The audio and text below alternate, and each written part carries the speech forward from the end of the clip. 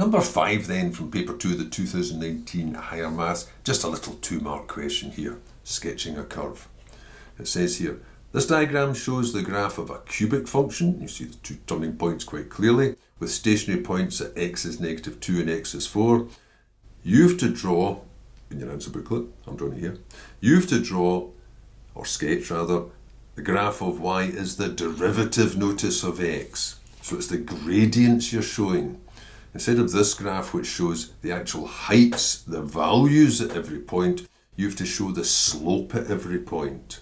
Well, there's only 2 that you know for certain. You know that when x is -2, the gradient is 0, and this is a graph of the gradients. So under that -2, the answer should be a 0. Similarly here, when x is 4, the gradient is also 0. Those are 2 points you know for certain. The other ones you know the signs of.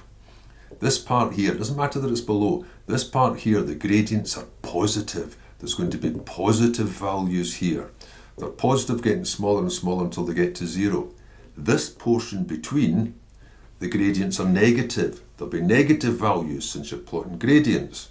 And for this portion here, they go positive again. So you're just going to sketch a curve that goes through those regions, but through those 2 specific points. So it's going to come down, turn around and go up. And of course, no surprise, if that's a cubic, that's a quadratic.